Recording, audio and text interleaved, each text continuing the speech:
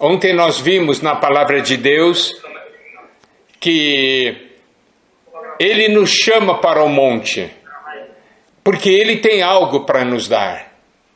O princípio que devemos ver é o que está em Êxodo 24, versículo 12, que diz: Então disse o Senhor a Moisés: Sobe a mim ao monte e fica lá.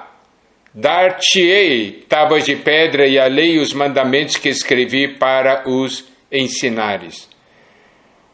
Nós precisamos subir ao Senhor, subir ao monte, a pessoa de Deus, e ficar lá, até que o Senhor nos dê, até que o Senhor nos entregue algo. E quando Ele nos entrega, Ele nos envia para cumprirmos uma missão.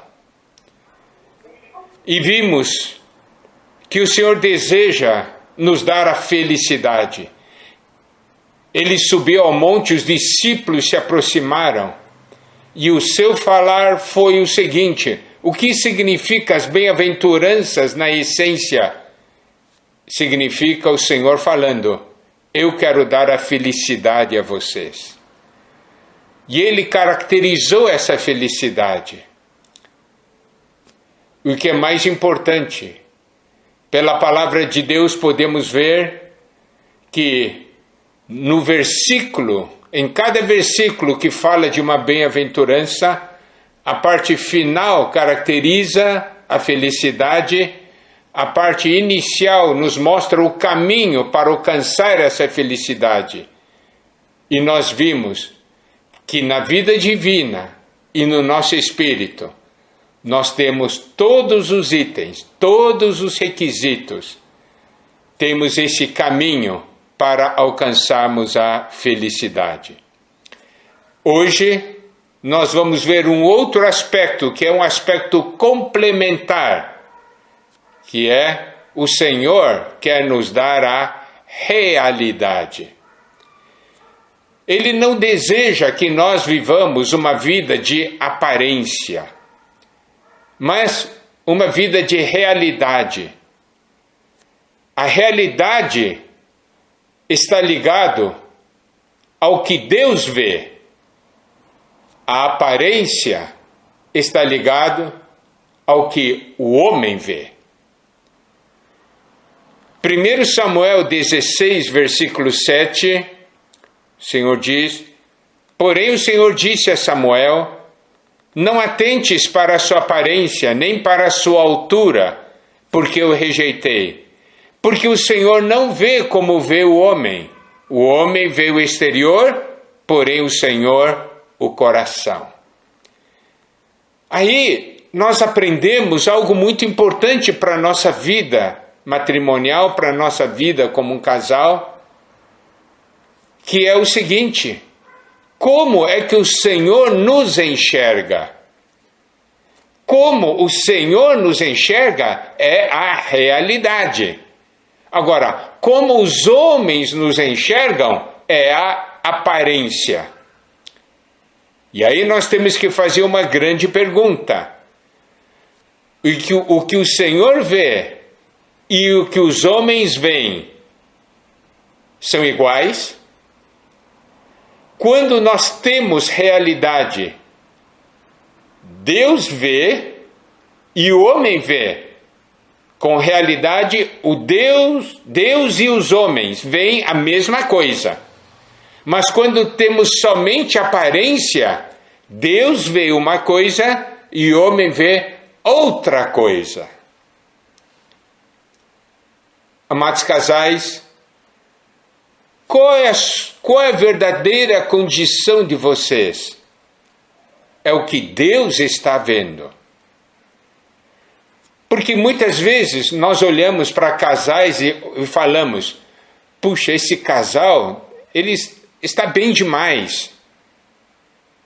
Mas é só aparência. Por quê? Porque, na verdade, está cheio de problemas, cheio de brigas, mas esse casal mantém uma aparência diante dos homens. E se contentam com isso. não vão buscar ajuda, não se abrem para que o Senhor opere. É importante nós darmos atenção à realidade e vivermos baseados na realidade, não na aparência. Em Mateus capítulo 6, versículo 1, na verdade a parte inicial de Mateus 6, exatamente faz esse contraste, o que o homem vê e o que Deus vê. Viver uma vida de aparência é fazer algo para o homem ver. Viver uma vida de realidade é fazer para Deus ver. Por isso Mateus 6,1 diz: guardai-vos de exercer a vossa justiça diante dos homens, com o fim de serdes vistos por eles. Da outra sorte, não tereis galardão junto de vosso Pai Celeste. Nós estamos falando sobre o casal que é do alto, a família que é do alto. E aí temos que dar muita importância à realidade da nossa vida. Quando nós temos um viver de aparência, nós podemos saber de muitas coisas positivas, mas essas coisas na realidade não pertencem a nós, porque falta realidade. Nós estamos falando sobre as coisas lá do alto durante esses dias. Nós não podemos ficar satisfeitos em conhecer ou saber que essas coisas do alto existem. Nós precisamos viver essas coisas do alto. Por isso que Colossenses 3, versículos 1 a 4, nos afirma: portanto, se fostes ressuscitados juntamente com Cristo, buscai as coisas lá do alto, onde Cristo vive, assentado à direita de Deus. Pensai nas coisas lá do alto, não nas que são aqui da terra, porque morrestes e a vossa vida está oculta juntamente com Cristo em Deus. Quando Cristo, que a nossa vida se manifestar, então vós também sereis manifestados com Ele em glória. Louvado seja o Senhor. Aqui nos diz que tem as coisas lá do alto e nós precisamos buscar. Nós precisamos pensar.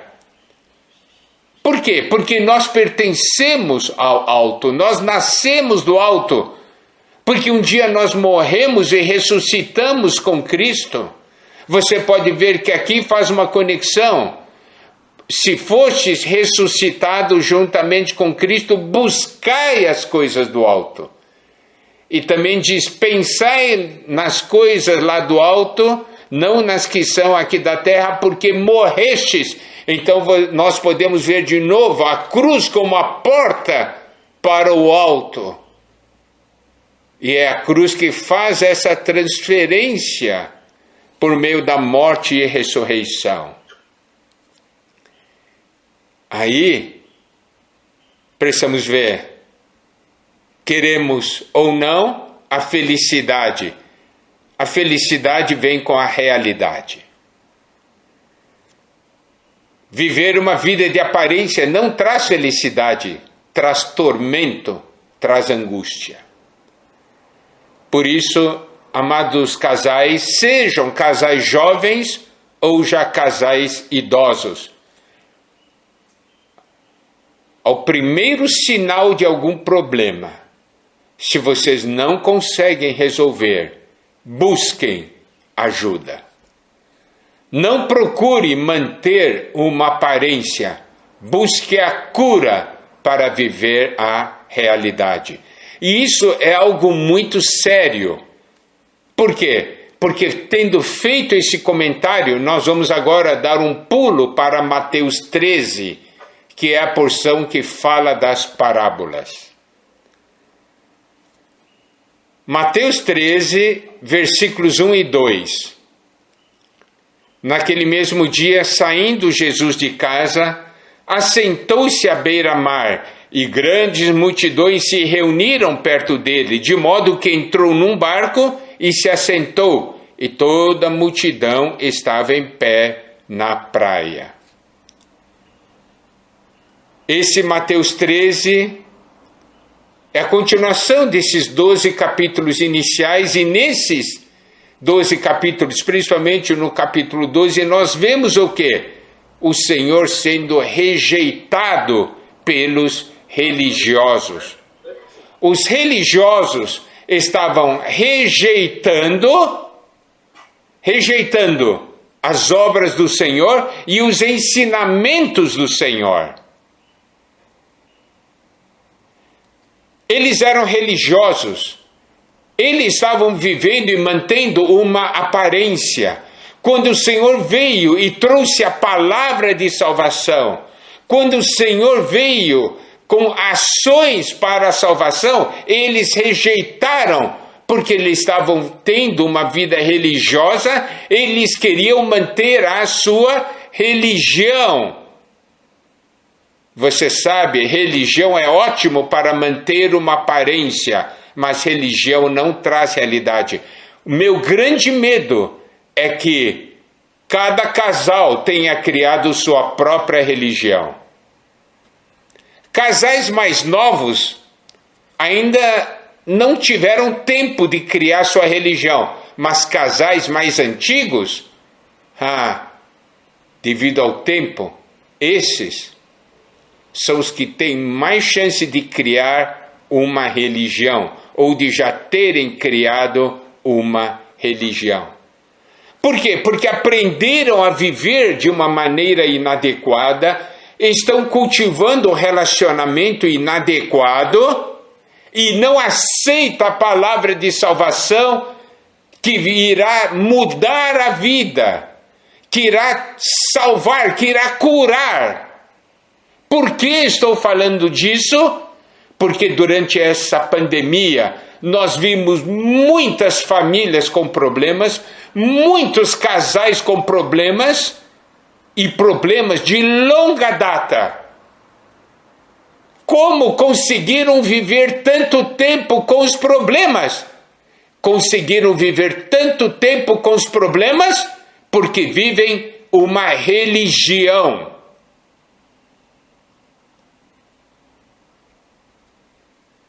O Senhor foi rejeitado pela religião. A religião não queria a ajuda do Senhor.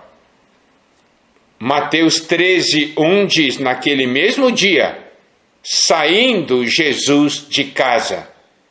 Jesus saiu dessa casa de Israel, saiu desses religiosos, dessa casa de religiosos, e ele entrou num barco. Nós sabemos que a casa tipifica os judeus, a religião, e esse barco tipifica a igreja, porque barco está na água, e a água é o mundo, e a igreja está no mundo, mas não pertence ao mundo. Agora, você quer que o Senhor saia da sua casa porque você não deixa Ele trabalhar?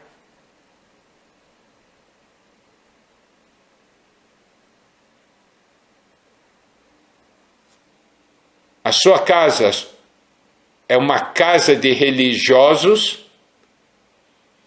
ou a sua casa é um barco que é a igreja, que tem realidade, que tem novidade de vida?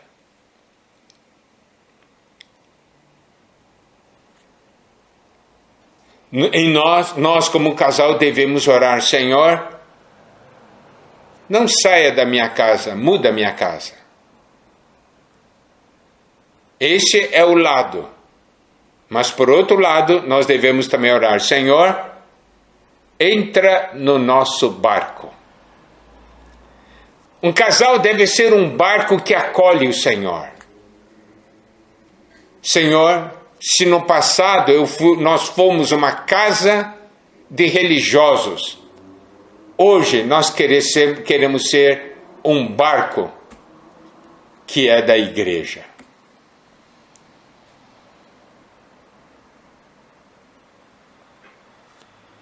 E é baseado nisso que vamos agora entrar em Mateus 13, que fala das parábolas. Como nós queremos tocar a realidade, nós vamos ver Mateus 13, primeiramente vamos ver alguns versículos. Mateus 13, 10. Nós vamos ver versículos sobre o seguinte ponto: por que o Senhor falou por parábolas? Por que o Senhor não falou de uma maneira direta? Mateus 13, 10 diz: então se aproximaram os discípulos e lhe perguntaram: por que lhes falas por parábolas? Mateus 13, versículos 14 até 16 nos mostra o seguinte: de sorte que nele se cumpre a profecia de Isaías: ouvireis com os ouvidos e de nenhum modo entendereis, vereis com os olhos e de nenhum modo percebereis, porque o coração deste povo está endurecido, de mau grado ouviram com os ouvidos e fecharam os olhos, para não suceder que vejam com os olhos, ouçam com os ouvidos, entendam com o coração, se convertam e sejam por mim curados.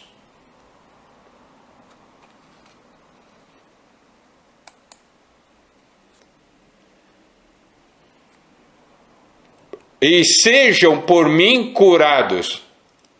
Bem-aventurado, porém, os vossos olhos, porque veem, e os vossos ouvidos, porque ouvem. Por que o Senhor falou por parábolas? Por quê? Porque falando por parábolas, seria possível expor o interior de cada um. Seria possível expor o coração, seria possível expor a condição dos olhos e expor a condição dos ouvidos. Por isso esse versículo 15 é de muita importância. O coração deste povo está endurecido, de mau grado ouviram com os ouvidos, fecharam os olhos. Então, quando ele fala com parábolas, se o coração tem problema, se os olhos têm problema, se o ouvido tem problema, nós teremos dificuldade em compreender a palavra do Senhor. Mas, se os nossos corações, olhos e ouvidos não tiverem problema, nós ganharemos a palavra, nós compreenderemos. Aqui diz, ver com os olhos, o final do versículo 15. Vejam com os olhos, ouçam com os ouvidos, entendam com o coração. Então você pode ver, são 3 órgãos que trabalham juntos: olhos, ouvidos e coração. Vejam com os olhos, ouçam com os ouvidos, entendam com o coração. E o resultado: se convertam e sejam por mim curados. Amados casais, nessa comunhão, precisamos ver com os nossos olhos, precisamos ouvir com nossos ouvidos e entender com o coração. Assim, nosso interior se converterá e nós seremos curados. E aí, vamos ver ainda alguns pontos sobre essa questão de por que o Senhor falou com parábolas. Marcos 4,10 diz: quando Jesus ficou só, os que estavam junto dele com os 12 o interrogaram a respeito das parábolas. Marcos 4,13 diz: então lhes perguntou: não entendeis esta parábola? como compreendereis todas as parábolas? Marcos 4, versículos 33 e 34. E com muitas parábolas semelhantes lhes expunha a palavra, conforme permitia a capacidade dos ouvintes. E sem parábolas não lhes falava. Tudo, porém, explicava em particular aos seus próprios discípulos. Mateus 13, 34 e 35. Todas essas coisas disse Jesus às multidões por parábolas, e sem parábolas nada lhes dizia, para que se cumprisse o que foi dito por intermédio do profeta: abrirei em parábolas a minha boca, publicarei coisas ocultas desde a criação do mundo. Aqui, amados casais, depois de nós termos lido todos esses versículos, nós precisamos ver, o Senhor está mostrando algo. Cuide dos seus olhos, cuide dos seus ouvidos e cuide do seu coração. Isso vale para o cônjuge e vale para o casal juntos. Por quê? Porque juntos irão receber muitas coisas do Senhor. E aqui nós podemos ver que aqueles que têm coração de busca, aqueles que buscam o que ainda não receberam, esses vão até o Senhor para buscar. Olha só, Marcos 4,10 diz: quando Jesus ficou só, os que estavam junto dele com os 12 o interrogaram a respeito das parábolas. Você sabe, os discípulos também não tinham entendido, só que eles foram até o Senhor para pedir explicação. Senhor, explica para nós. Aqui nós vemos um coração de busca. E lembra que nós falamos no primeiro dia? Buscar o que nós não entendemos, o que nós não ganhamos ainda. Esse coração de busca faz a diferença. O Senhor até falou com eles: não entendeis esta parábola e como compreendeis todas as parábolas? E o Marcos 34 diz: sem parábolas não lhes falava, tudo porém explicava em particular aos seus próprios discípulos. Olha esse ponto, em particular ele explicava. Isso é porque os discípulos tinham essa busca, eles queriam compreender. E o Senhor, então, por meio do seu falar, publicou coisas ocultas desde a criação do mundo. Aí percebemos algo muito importante. Quando o Senhor fala, claro que todo mundo ouviu, mas somente os que buscam ganham revelação. E ganhando a revelação podem ganhar a realidade.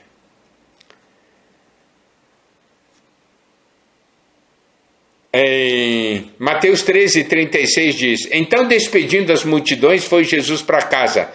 E chegando-se a ele, os seus discípulos disseram: explica-nos a parábola do joio do campo. Está vendo? Aqui nos mostra, os discípulos também não entenderam. Mas eles foram buscar o Senhor e eles pediram para o Senhor: explica-nos a parábola do joio. Amados casais, não compreender não é pecado. Não compreender é porque está algo além da nossa capacidade. Mas permanecer na ignorância é um erro. Eu posso não ter compreendido, mas eu vou buscar o Senhor para compreender. Eu quero ganhar a realidade. Há tantas coisas ainda que eu preciso ganhar.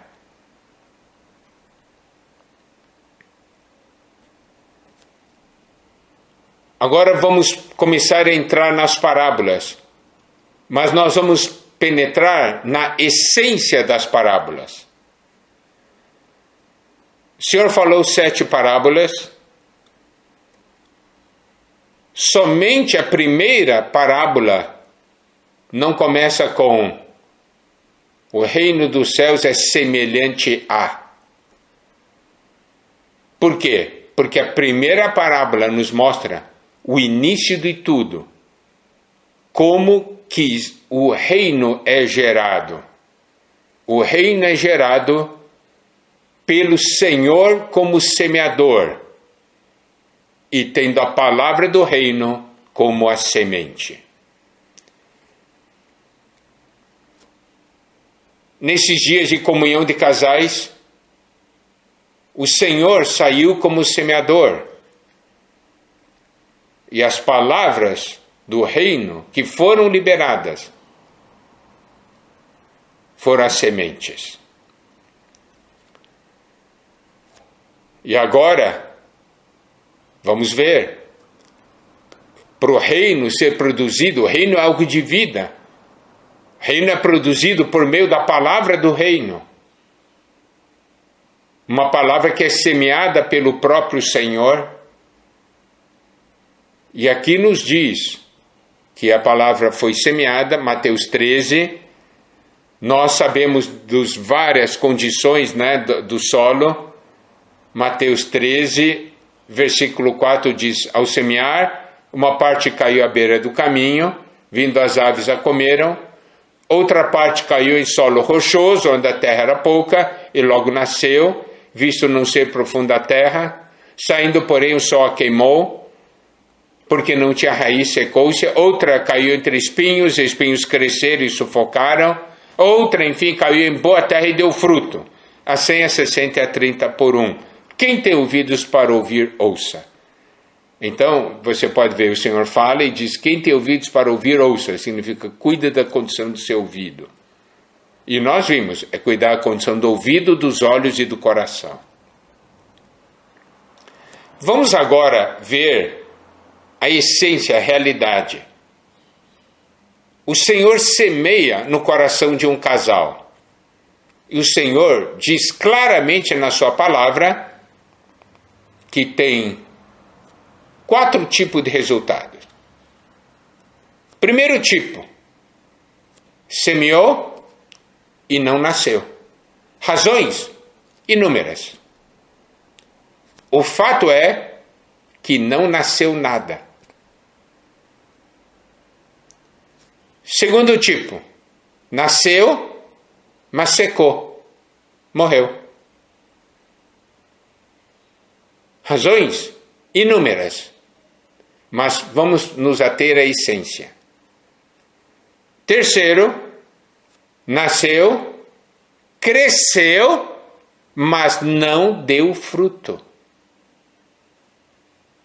Razões inúmeras. Vamos prestar atenção ao que importa. Nasceu, cresceu, mas não deu fruto. Quando alguém semeia, visa o quê? Visa a colheita, é o fruto. Alguém semeia buscando o fruto. E a quarta condição, nasceu, cresceu e deu fruto. Olha só que maravilha. Nasceu, cresceu e deu fruto. Agora vamos fazer a seguinte pergunta. Qual é a nossa condição como casal? Aquilo que o Senhor semeia em cada um dos cônjuges, aquilo que o Senhor semeia no casal, nos dois juntos. Primeira pergunta. Nasceu?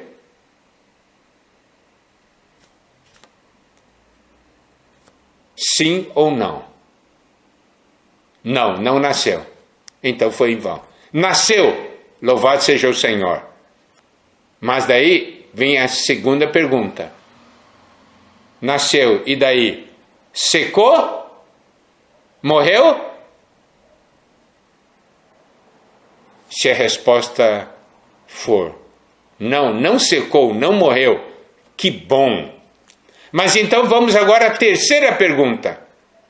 nasceu, cresceu, deu fruto. Deu fruto. Sim ou não?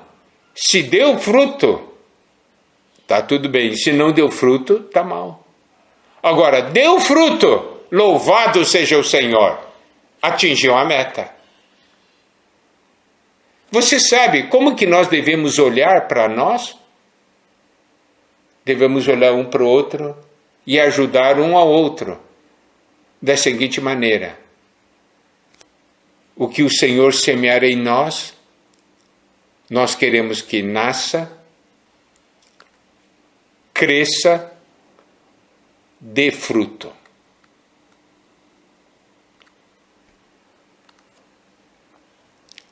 Agora, nós vemos então aqui 4 tipos de solos, não é? Aquela solo que é beira do caminho, o solo rochoso, solo com espinhos e o solo bom. Mas, no solo bom, nós temos 3 tipos ainda. O que deu 100 por 1, o que deu 60 por 1 e o que deu 30 por 1. Então, na questão da produção também tem diferença. Mas é solo bom, deu fruto e o Senhor fica satisfeito. Agora,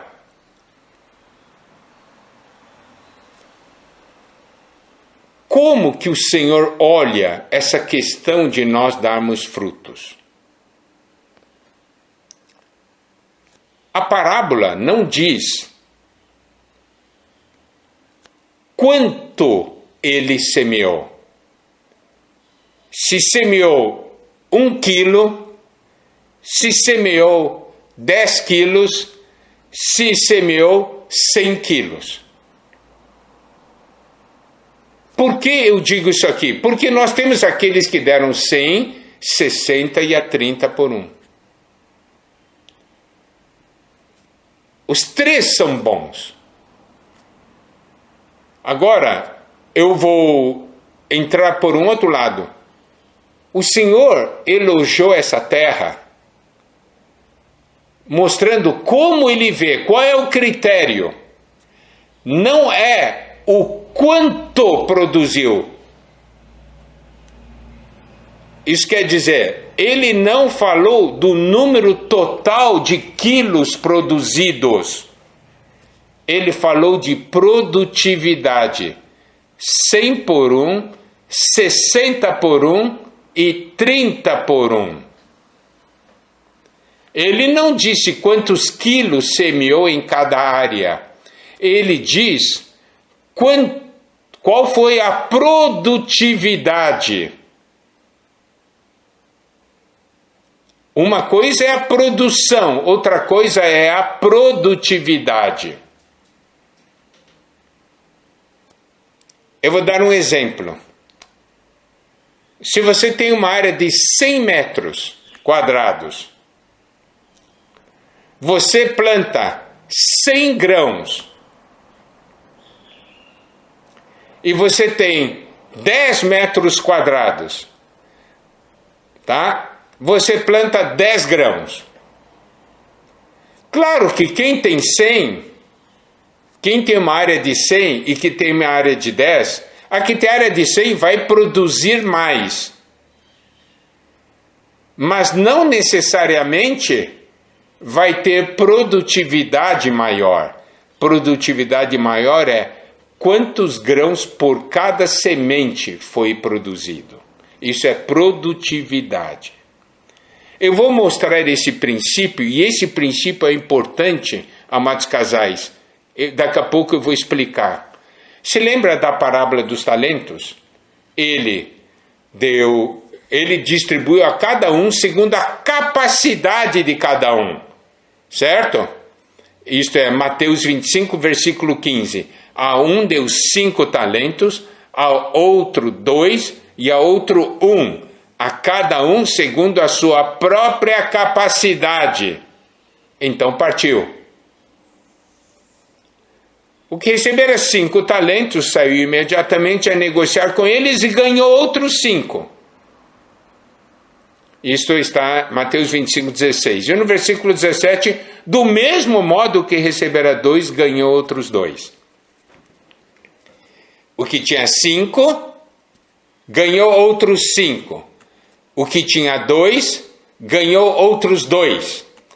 Na produção, o que tinha 5, produziu mais, em produção. Mas na produtividade, o de 5 e 2 tiveram a mesma produtividade, correto?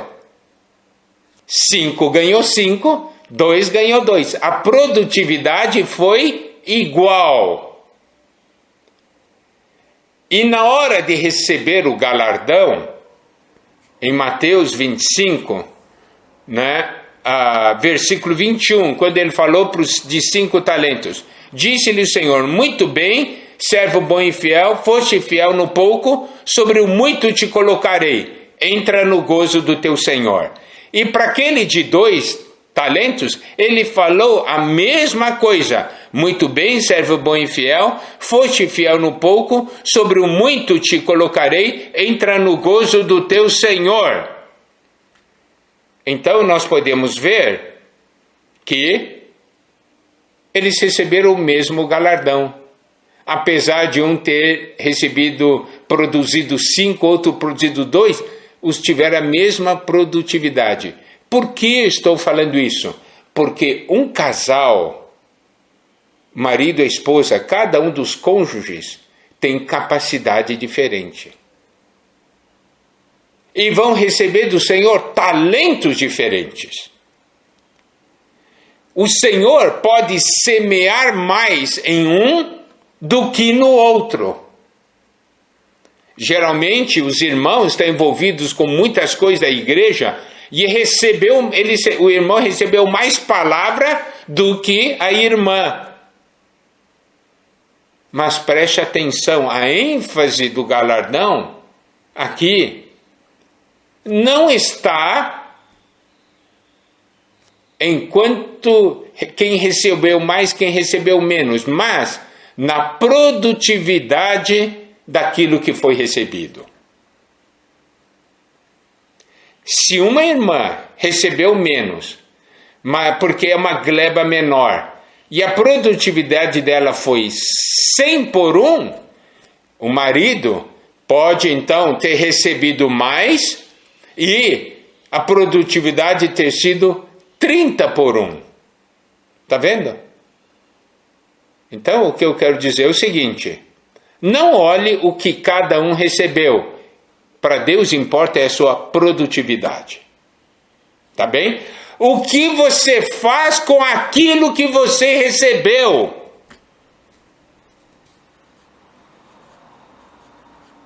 Se aquilo que você recebeu, você vive ou não? Daí tem conexão com o que nós falamos ontem. Viver o que nós já alcançamos. E buscar o que ainda não alcançamos. Correto? Agora, vamos para Lucas 19. Daí fala da parábola das minas. 10 minas, 10 servos. Cada um deu uma mina. E daí eles foram, você pode ver, aqui nós vemos que o Senhor deu quantidade igual. Na parábola dos talentos, ele não deu quantidade igual a cada um. Na parábola das minas, sim. Agora, vamos ver. Tem um que a mina dele rendeu 10, teve outro que a mina dele rendeu 5. O que rendeu 10 ganhou 10 cidades. E o que rendeu 5 ganhou 5 cidades. Por quê? Porque aqui é o seguinte: Deus deu igual. O que diferencia é a produtividade. Está vendo? Essa produção porque Deus deu igual. Daí o galardão foi diferente. Essa é a essência da parábola do semeador. O Senhor semeou. no marido e na esposa, e o Senhor semeou nos dois juntos, tá? Então são três aspectos: o que o Senhor semeou no marido, o que o Senhor semeou na esposa e o que o Senhor semeou nos dois juntos, como sendo um vaso, como uma entidade. Qual vai ser o resultado do que o Senhor semeou? Aí nós vemos, se dá fruto, tem realidade. Se não deu fruto, não teve realidade. Semeou, não nasceu, não tem realidade. Nasceu e secou, não tem realidade. Nasceu, cresceu, mas não deu fruto. Só tinha aparência, não tem realidade. Agora, nasceu, cresceu, deu fruto, tem realidade. Amém? Então, essa é a essência da questão da realidade. Daí nós temos a parábola do joio. Nós vemos na parábola do joio o que o Senhor semeia e o que o inimigo semeia. E são parecidos. Por isso que não pode ficar na aparência. O joio é parecido com o trigo, mas o resultado é totalmente diferente. Um presta e outro não presta, mas tem aparência igual no início. Você pode ter uma boa plantação de trigo, está cheio de joio, você diz, está uma maravilha. Não consegue ver que tem problema. Então, a essência da parábola do joio, eu não vou ler a parábola porque todos conhecem. É o quê? O Senhor semeou na sua casa? Sim, amém. O inimigo semeou em sua casa? O que é que o inimigo de Deus tem semeado em sua casa? E o que ele semeou em sua casa está crescendo? Você está vendo que é joio ou não? Ou você acha que aquilo é tudo igual? Ah, joio e trigo para mim é a mesma coisa. Nós não vivemos pela aparência, nós olhamos a realidade.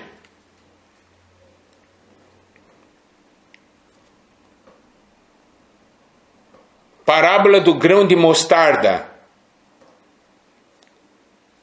Mostarda é uma hortaliça, deve ser pequeno. De repente se tornou uma árvore. Aqui nos mostra a mudança de natureza.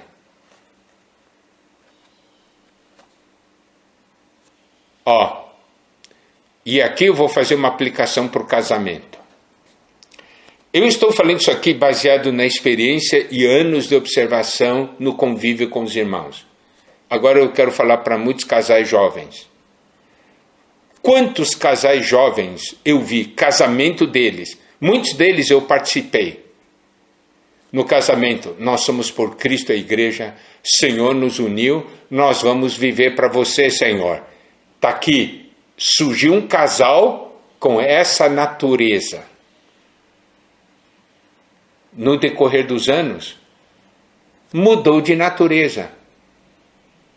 Não serve mais o Senhor, ama o mundo, busca as coisas do mundo, deixa o mundo entrar em sua casa.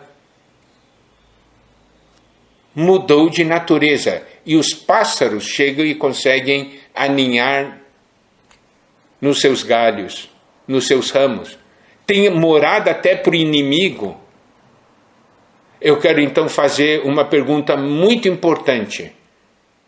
A natureza do seu casamento mudou?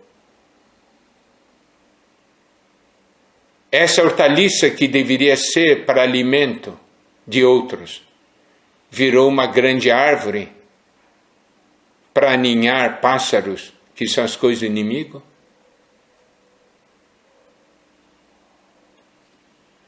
Na aparência, a árvore é muito melhor do que a hortaliça. Mas nós não estamos falando de aparência, Nós estamos falando de realidade. Nós temos a parábola do fermento. E aqui diz que a mulher tomou e escondeu 3 medidas de farinha, esse fermento, até que levedou todas as coisas. Aqui nós podemos ver a essência e o significado que nós sabemos que o fermento é algo que você acrescenta para facilitar, para não tornar as coisas tão duras. São métodos que são do homem, para quê? Para facilitar as coisas. E agora eu tenho que fazer essa pergunta, porque nós estamos falando de realidade da família, da realidade do casal. O fermento entrou em sua casa para facilitar a sua vida? Facilitar as coisas, para você não precisar mais pagar o preço para seguir o Senhor?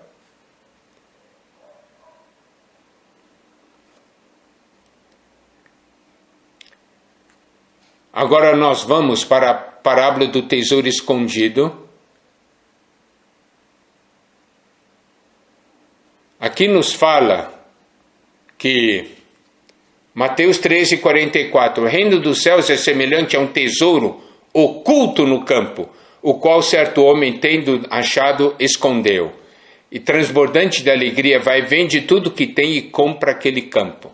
Sabe, essa parábola muitas vezes deixou muitas pessoas confusas, né? Não explica bem o que é esse tesouro.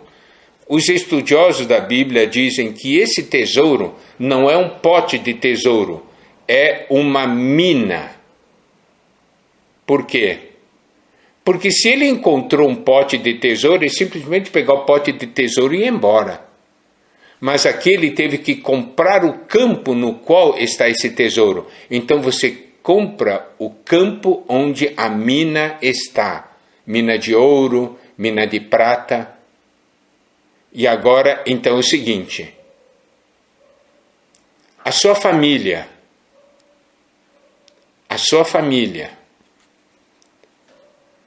é o campo.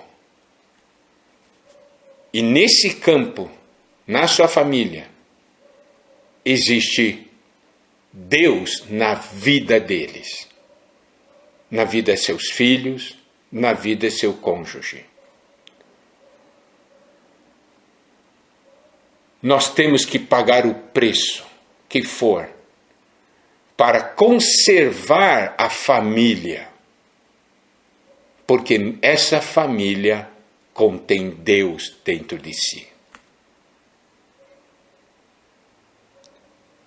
Nós não podemos deixar um lugar onde há um tesouro, deixar e não dar valor. Nós temos que dar valor. Temos que dar valor ao nosso cônjuge. O nosso cônjuge é um campo. E dentro do nosso cônjuge tem um tesouro. Você tem que pagar o preço que for para ter o seu cônjuge sempre com você. Porque tem um tesouro no seu cônjuge. Parábola da pérola. Aqui nos fala, se você encontra algo, pague o preço que for. Algo que tem valor diante de Deus. Algo que é de Deus. Pague o preço que for. Vende tudo que tem e compra.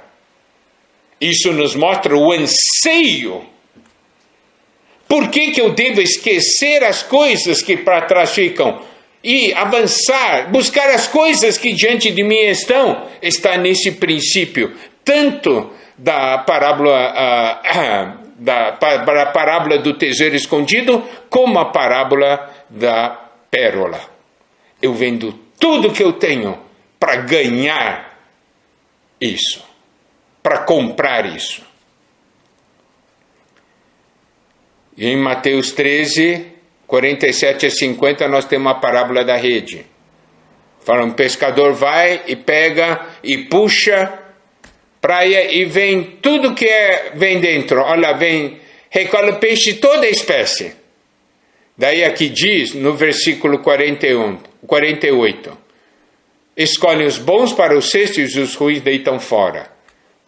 Nós estamos aplicando aqui para a vida familiar, para o casal. O casal agora deve fazer uma coisa. Deve chegar em casa, puxar a rede e olhar tudo que tem. Tudo que não presta tem que jogar fora. Por que mantém em sua casa coisa que não presta?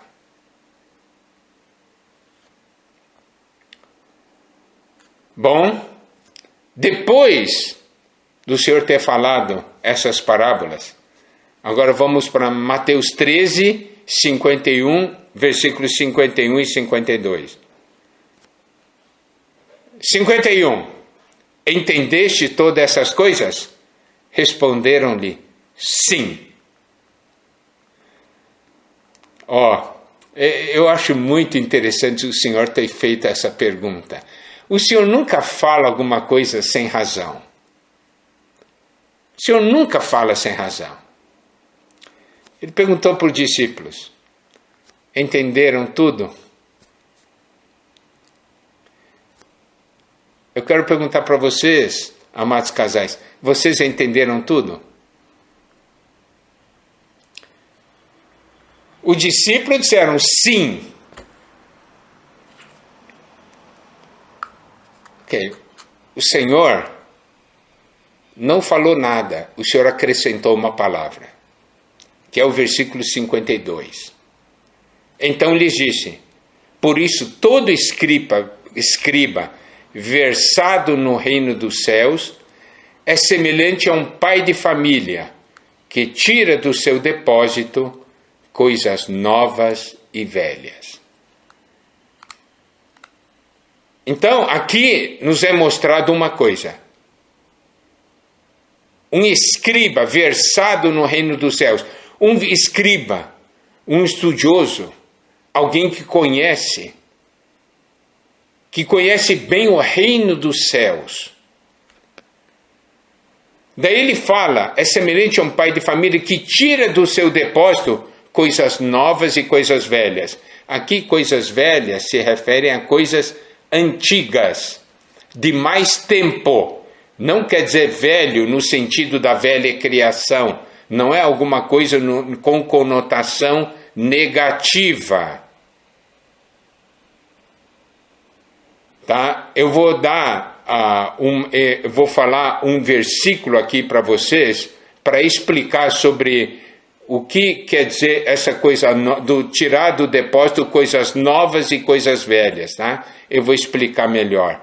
Então vamos ver. 1 João capítulo 2, versículos 7 e 8. Amados, não vos escrevo um mandamento novo, senão um mandamento antigo, o qual desde o princípio tivestes. Esse mandamento antigo é a palavra que ouvistes. Então, você pode ver, aqui João fala, eu não vou escrever para vocês um mandamento novo, mas um mandamento antigo. O mandamento antigo é a palavra que vocês já ouviram. Daí, versículo 8 diz, todavia vos escrevo novo mandamento. Aquilo que é verdadeiro nele e em vós, porque as trevas se vão dissipando e a verdadeira luz já brilha. Aqui parece haver uma contradição. Ele diz, eu não vou escrever mandamento novo, mas eu vou escrever para vocês um mandamento antigo, que é a palavra que vocês já ouviram. Eu vou escrever para vocês um novo mandamento. Então, parece que é a contradição. Não é. Isso quer dizer o seguinte, a palavra que nós recebemos no passado é um mandamento antigo. Mas esse mandamento antigo, quando ele se torna real, verdadeiro, ele passa a ser mandamento novo. Agora é uma palavra que brilha em mim. Está vendo? Isso é muito importante. Nós compreendemos que a realidade Quando nós ganhamos a realidade, aquele mandamento que recebemos antigamente se torna novo, se torna real. Agora brilha. Isso quer dizer o quê? Isso quer dizer que quando o Espírito opera em nós e a palavra opera em nós, aquela palavra que antigamente tinha sido guardada em nós como um conhecimento, agora se torna uma realidade, se torna uma palavra verdadeira, uma palavra que brilha. Tá certo? Então aqui ele diz o seguinte, vamos voltar para Mateus 13. Compreender essas coisas assim. Então ele diz assim, se você realmente é versado no reino dos céus, se você tocou o reino dos céus, você vai fazer uma coisa. Você vai tirar do seu depósito a palavra de mais tempo e a palavra nova. E você vai fazer com que essa palavra de mais tempo se torne uma palavra nova. Isto é, se torne realidade. Viva o que você já ganhou. Aqui está a essência daquele ponto. Andar de acordo com o que já alcançamos. Agora preste atenção. Se você tocou no trono de Deus, se você tocou no alto, o que é do alto, a realidade do alto, você que era um escriba, alguém que conhece, agora se torna um pai de família, se torna um pai, alguém que cuida, que dispensa vida às pessoas, tanto com a palavra que você recebeu muito tempo atrás, como as palavras de hoje.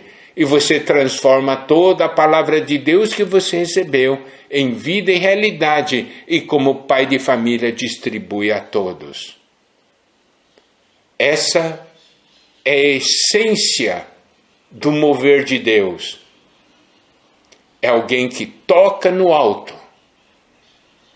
e de escriba se torna pai, leva o evangelho, apacenta, edifica e começa com os da sua própria casa. Um casal que é do alto, que está presente nessa comunhão de casais. O senhor pergunta, vocês entenderam o que foi falado? Então chegou o momento de você tirar o que tem e começar a dispensar vida a todos. Um casal que é do alto, uma família que é do alto, é assim. Que o Senhor abençoe vocês, amados casais. Nós estamos, nesse início de ano, caminhando firme para o reino. E que cada casal se torne uma forte unidade com que o Senhor possa contar, para que Ele possa voltar logo. O Senhor abençoe a todos vocês. Amém.